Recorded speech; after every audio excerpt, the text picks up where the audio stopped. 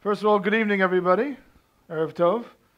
They told me I could speak in English, but Gam Leber Ivrit. Well, they're taping it for people who are going to hear it in English. So I'll just start off. I made Aliyah 5 years ago, and thank you. I think so too. Best place to live in the world. I can tell you. I've lived in many different countries. Best place to live. But when I first came, I started my job at Perion about 4 years ago. I was commuting for a year and a half to my job in the States. I was CEO of American Greetings Internet and Media Division. I started in the internet space probably before most of you were even out of, I would say, high school, but most of you. Started in 1992, working with ISPs like Prodigy and AOL and CompuServe in the early days. And then 16 years in American Greetings, built up their business from, I was one of the first founders of their Internet and Media Division, built it to about $200 million, 500 employees. We had offices in 7 offices around the world, in advertising, in subscription businesses, and e-commerce, and licensing. Dubanei Echpatli, Care Bears, anybody knows it? So that was my group that did it. It was great. I was a great father for like 5 years when my girls were young. I used to come home with little gifts all the time. It was great. I could do no wrong. For all of you who have little kids, it goes away. When they grow older, I can do no right anymore. But yeah, that's the way life works. But when I started at Perion, so I knew some Hebrew, but it wasn't very good. So when I first week there, as a new CEO, you always try to give people optimism and hope. So I said, we're going to have a new vision in the company. So I said, for all of you who know Hebrew, I say new vision in Hebrew. So I said, HaChazaya Latid Yakacha. Okay. 1 day goes by, 2 days go by. He says, Chazaya, Chazaya. Then afterwards, someone pulls me aside and says, do you know what Chazaya means? I said, Barur. It means Chazon Atid. Chazaya. Not really. He says, what does it mean? It means a bra. Now, for 3 days, I'm saying bra. We're going to have a new bra in the company. It's like, it didn't really work over very well. It took 3 days for someone to tell me that. So then, I thought Israelis were direct. Then I learned that only sometimes Israelis are very direct, and sometimes, because of the army, the chain of command, you don't really question the people above you as much as other people do. So I had to train people that it's okay to tell me, and now everybody corrects my Hebrew all the time. So it's fun, but it's a learning experience. Anyway, really excited to be here today to share with you some of the new stuff we're doing at Perion in regards to advertising, specifically mobile advertising. And we're excited about some of the new things that we're seeing in the marketplace. And it comes from our really understanding of what it means for performance-based ROI advertising. It could be for a brand or for an e-commerce partner or for a gaming partner who's looking to actually get results and not just reach. And we last year spent about $200 million of media buying ourselves. We built internal systems to do cohort analysis, campaign tracking, LTV predictions, and ROI analysis. And we took a lot of that knowledge and said, how can we apply it to the mobile world today? And when we looked at that, we looked at something, we said, who knows who Michael Cullen is? Does anybody here know Michael Cullen? Good. All right. So you learned something new today, if nothing else. So Michael Cullen, anybody lived in New York on the island? Anybody? Okay. So you may know who Michael Cullen is. In a second, you'll probably get it. So Michael Cullen is somebody who revolutionized an industry. And it's an industry that no one here thinks about because it's so obvious today. But he revolutionized the following industry.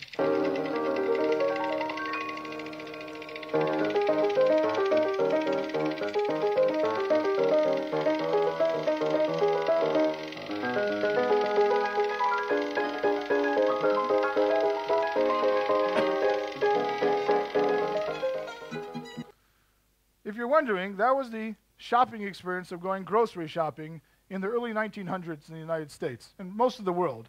They had these open markets, and what did you have to do? You had to go to each individual person, pay each individual person separately.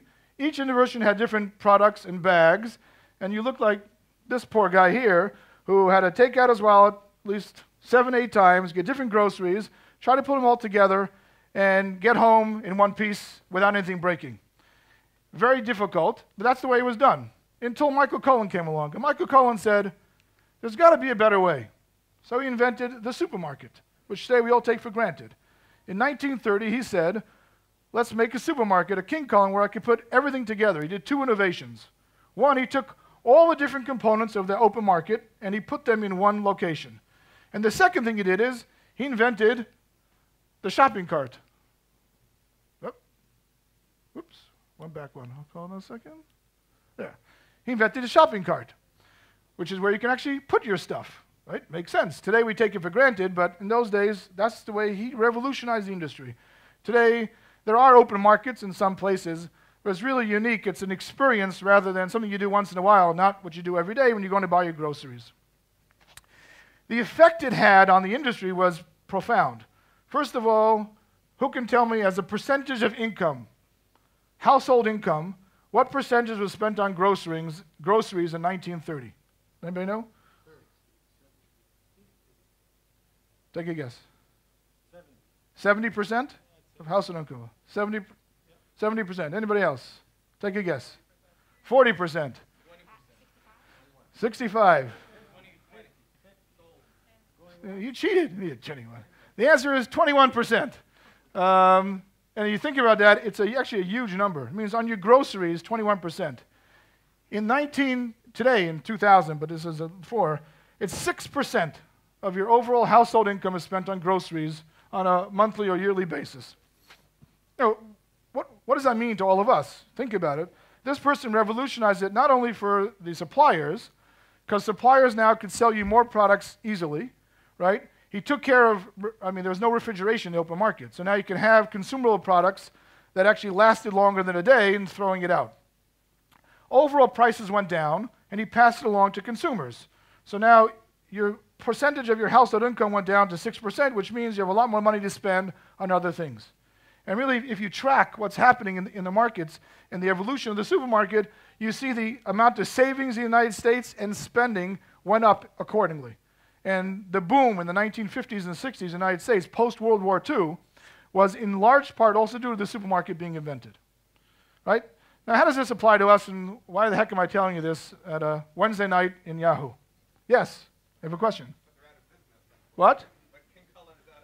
King Cullen actually is out of business, that's true. See, but the problem is, no one knows that. You have to ruin it for me here, right? But actually, that's true. What the point here is, he revolutionized. Walmart is a supermarket today. Everything is. You're right, by the way. And the problem with him is, he didn't keep his innovation up. It's a good lesson to learn, maybe a separate topic at some point in time. But they revolutionized it, but he didn't keep up with the times. And what ended up happening is the bigger guys, whether it was the time was it Price ShopRite at the time, or whether it ended up becoming then Walmart and Target and everybody else. He did not keep up with the technology, number one, and the innovation about certain things. He limited his selection to certain things. In fact, he didn't have a lot of selections that made a broader selection. But that's a separate story, but fundamentally, he did revolutionize the industry. So the question is, what does it have to do with us?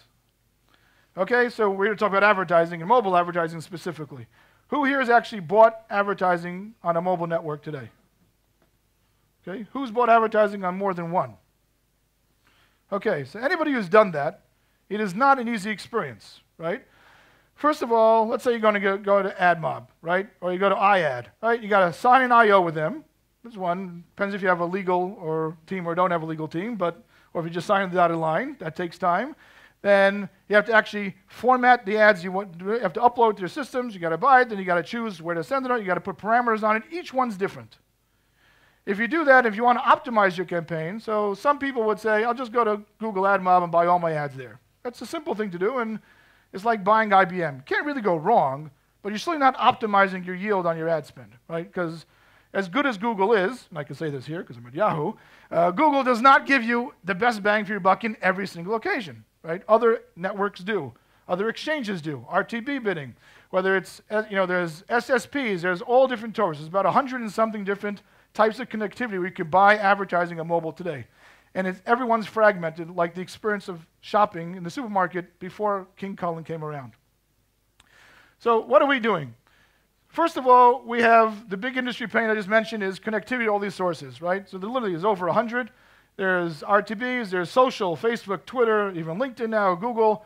They're all separate, and it's difficult to connect. Not impossible, just difficult, and it's a pain. Number two, this is a bigger pain and very difficult to do, measurement across the board. There's not attribution tracking, because there are a lot of companies do attribution tracking. This is actually how do you measure the campaign. So what do people do today? You said you do, what do you do when you're looking to measure a campaign? What's your name? Sagiv? What do you do when you measure a campaign?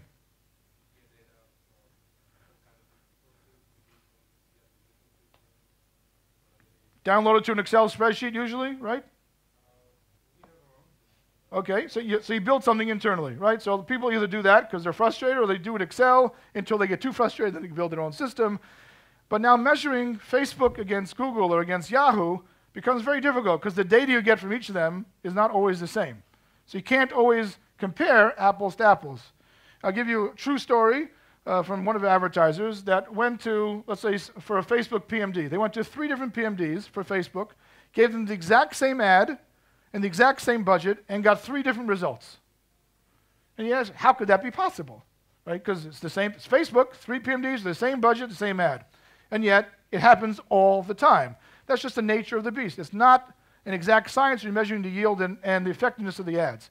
So understanding how to compare one to the other could very well be that as good as Google is, let's say for 50% of your ad budget, they actually sub-optimize your yield when you're talking about a network that's a very specific network that's a vertical. And that vertical, maybe spend a little more money on them, your yield, the return you get is higher, even though the cost of that ad unit may be higher because the conversion's better, right? The conversion to the lead, whether it's conversion to a sale, whatever you're measuring, could be better based on different ad networks. So how do you compare those things together?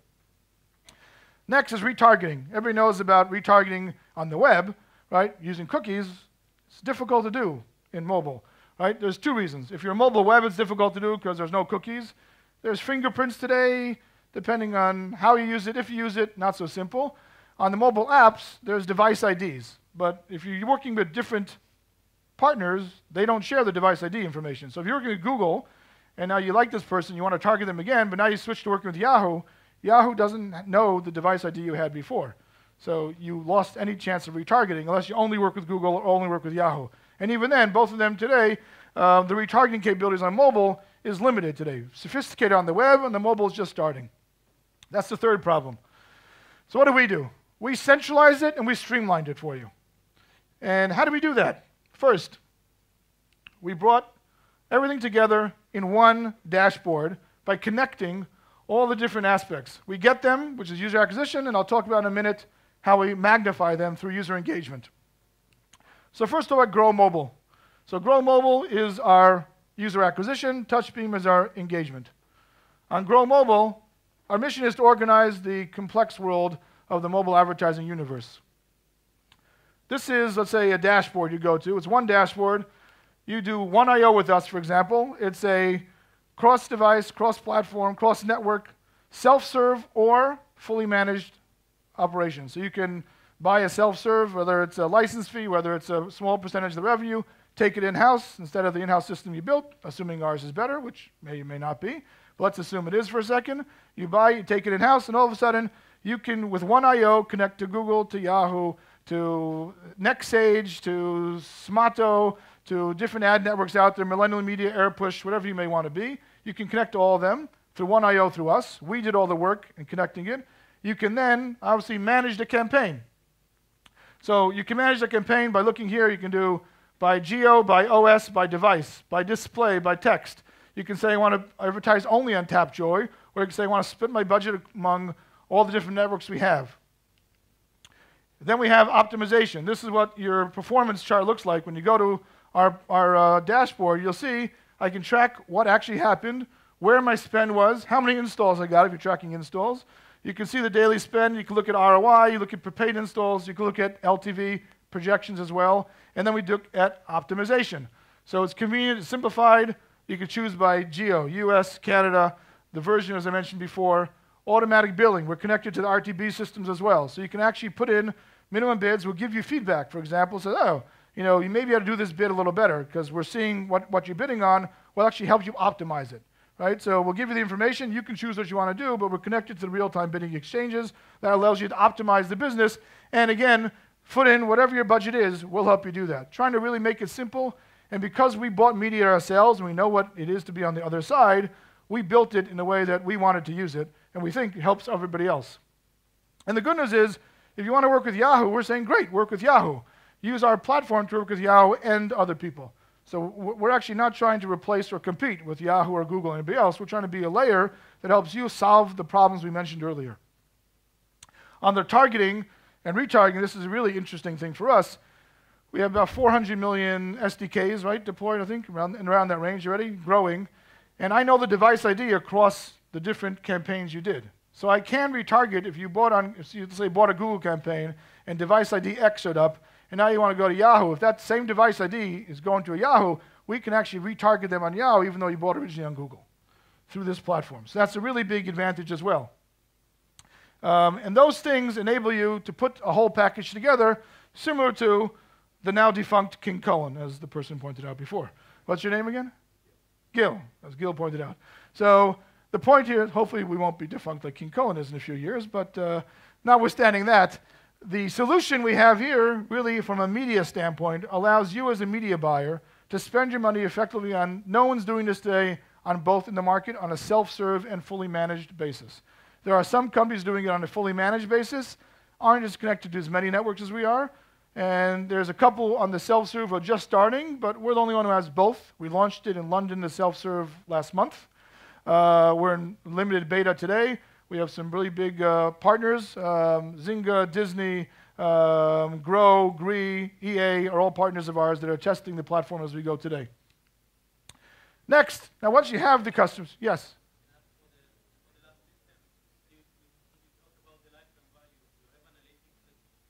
Yeah, so what we do is we'll actually, with your permission, data, we'll help them measure the lifetime value. What we do at Perion for our own advertising, we can usually measure lifetime value, predict within 80 to 90% accuracy within 2 to 5 days what the lifetime value is.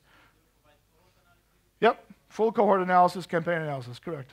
So again, if you think about it from a media buying standpoint, because that's what we did, we built a system, what we use today for not mobile, we use it on the desktop, but we did cohort, campaign, geo, and then we did predicting analytics on the lifetime value and looking at ROI. And then we usually back it up with a cash-on-cash report. Because sometimes the cash you get in doesn't always measure what you think you're going to get in. So then the ROI changes, obviously. So we put that all together, and most of it today is readily available. Most stuff will be available in the next few months as we launch and further enhance the system. What's the cost? It's a good question. I'm not going to answer that today because the truth of the matter is I don't really know what the cost is yet. I know how much it costs me to build. I don't know what it costs to charge yet. We're doing limited beta with partners, so if you're interested, I'm happy to talk to some people, and then we'll get it in. It's really more of a, but in general, it's either a subscription type fee or a fee per what your overall media spend is. If it's self-serve, it's a small fee. If it's fully managed, it's a larger fee. That's how it usually works. TouchBeam is taking it to the next level. It's saying, how do I actually help you increase your LTV, right? Your lifetime value. Because if I can help you increase your lifetime value, you can actually spend more effectively media buying to get your business growing faster. So what we did in TouchBeam is we're essentially helping you boost the value of a consumer. It could be through engagement. It could be through different offers and knowing you went to communication, went to help you understand how do you make the offers better. If you look at this life cycle, right, you got conversions, customer spend, loyalty, churn, and then lost customers.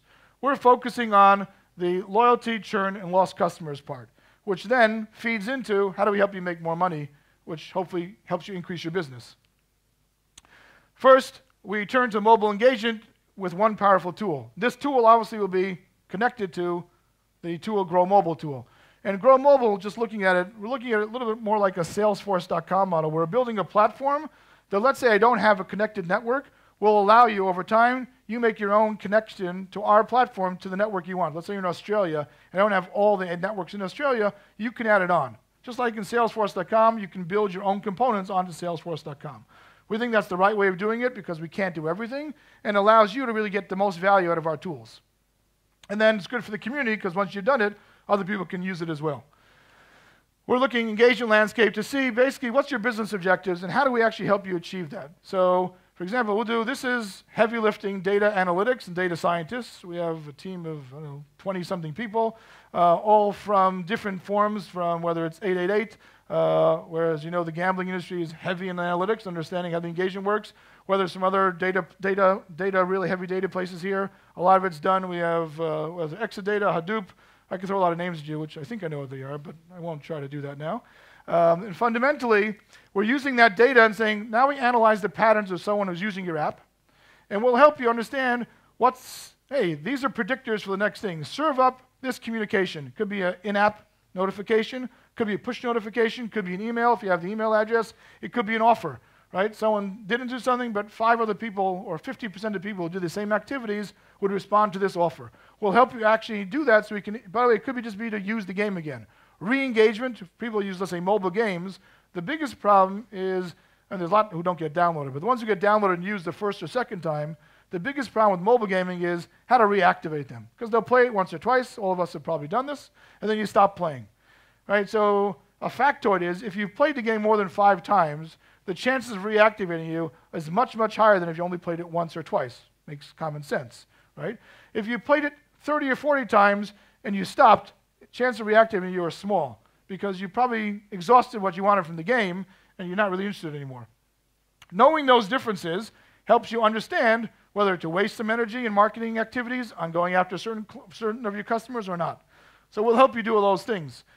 Easily launch campaigns. So one of the biggest problems today is just manual, but you got to create the campaigns, put it through different systems, whether it's a communication campaign that's helping you push notifications or an app. You got to create the campaign, you got to test it out on this platform, move it to another platform. We're going to allow you to do it through one platform as well. Helps you one simple screen. We actually have prescriptive agents who are always there. So we're always looking to help you and to understand what's going on behind the scenes. The more data we get, the better we can help you do your job.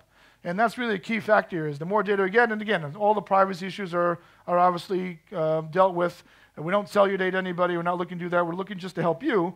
Where possible, we'll cross-tabulate anonymously data from certain like companies so you get the most out of it, assuming there's permission for that. Obviously, multivariate testing and A/B testing. Today on mobile, it's a very big problem today.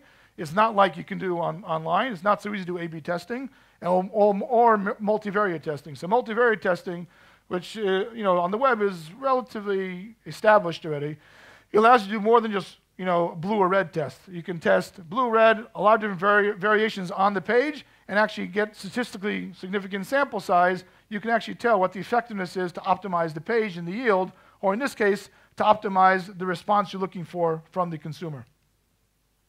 And obviously, if you do all that, you'll be able to, the cheapest customer you could buy is the customer you already bought, because right, you have to spend more money buying a new customer, and you can make more money off them. This extends the lifetime value, gets you a much higher return on investment than you're doing before, and allows you to grow the business in an accelerated pace. So today, as we look at what we just described at the beginning and the King Cullen experience. We're trying to replicate that in the mobile environment by first and foremost on the media buying side, helping you who's buying media through mobile today simplify the experience, make it more efficient, and give you optimization tools to get better yield. And then we're also trying to help you on the back end by helping you with the customers you already have. How do we help you make it better so that you actually have the tools to increase engagement, hopefully increase lifetime value, and then from that, allow you to either put the money in the bottom line or put money to reinvest in the business to grow the business faster. We're excited about this new initiative. It leverages a lot of the skill sets we had, and we're just starting, but we're seeing some good traction with some pretty big clients already today. And we're excited about the future as we look to go forward in this business and try to create that platform for the future. So with that, I think that's all I have, right? Yes, thank you. I'm happy to take any questions. Okay, you guys can't be that shy. Ah, Mr. King Cullen's dead, yes. With exchanges, a lot more money is going there, but more and more reports of how the ads are not being seen by humans. People report like 58%. So how do you see where more money is seen because it's easier, like going to the King Cullen kind of thing where they're throwing money into the network, but the results or the actual humans seeing them are less too? Where do you see that going? Yeah, it's a great question. I'll answer it by using video as a good example. So video probably today is the biggest problem with that. They have a lot of bots today on video and showing people the ads that really no human beings actually saw. So Double Verify, you may know Double Verify in here. So Double Verify is one of the companies that actually started giving solutions, and today, in most instances, the fraud rate on video has gone way down because instituting Double Verify solutions to make sure that a human's actually watching your ad. What's going to happen, in my opinion, is those type of solutions will be pervasive in the ecosystem. It just makes sense, right? So clarity rate is something, ad security, which you can say similar, a little different, but similar in a sense, is trying to protect the fact that the ads are either good, adhere to whatever compliance needs there are. Double Verify looks at it purely from, is a human being actually looking at the ad, because otherwise the advertiser is wasting their spend. Now, the way we'd find that out, so I don't have that necessarily in it. It's more of a global solution that is going to be solved by people like Double Verify or AdMob or iAd or, frankly, different networks who need to do it because otherwise they'll be out of business. But the way you'd see that quickly for us is because we can look at the effectiveness and the yield of the campaign. So if you did one campaign and you did same spend $1,000 and one you got 25,000 clicks on and one you got 1,500 clicks on, but your actual conversion to an install, right, on the 1,500 was much higher, you may start wondering, 25,000 clicks, something seems a little bit strange there. And then you go back to them and say, guys, this doesn't seem realistic to you. And you'll be able to tell that really relatively quickly on this type of thing because you compare one to the other. And in real time, you can compare the two. So we think we can help you. Again, I can't solve the problem from bots. There are other people doing it today. And I think from history and on the web, it'll be done just like on mobile because I think it's being done today on the web. For example, display ads, there's very little of that going on today. In video, since it's relatively new, those companies, the bots came in again, but they'll be pushed out over time. And on mobile, it does happen, but I think over the next, I'd say year for sure, maybe two at most, it'll be very small. Today, it's not a small percentage. I agree with your point. It's a pretty large percentage of a lot of campaigns, depending on the network, though.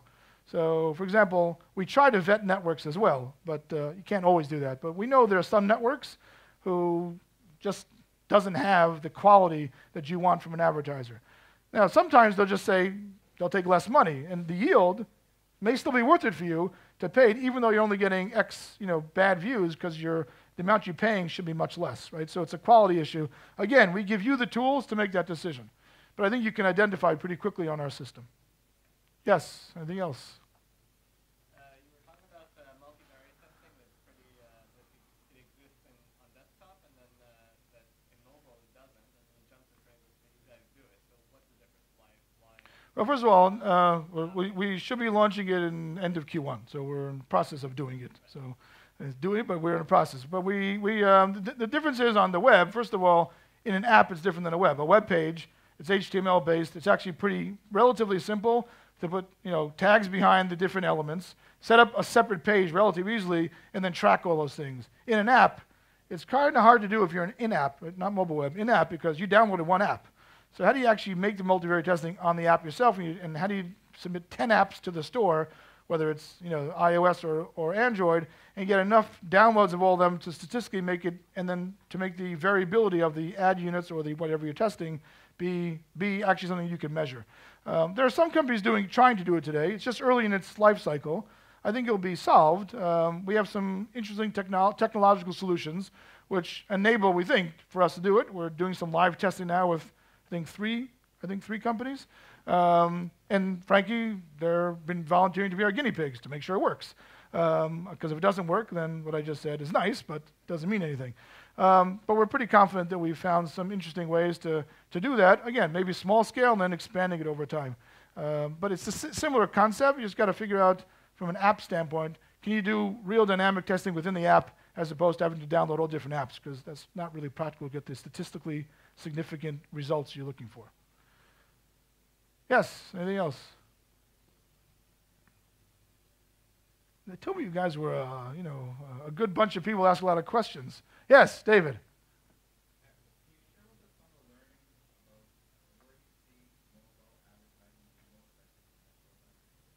Be more effective then?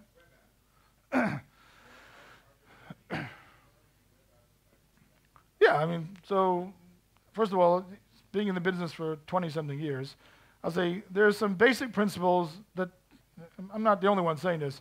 I don't think the medium changes, but the same principles and axioms apply, right? So, I mean, if you go back to, I was in direct marketing, infomercials, I did, catalogs, the same principles apply. It really, call to action, if you're looking for an action, you need call to action.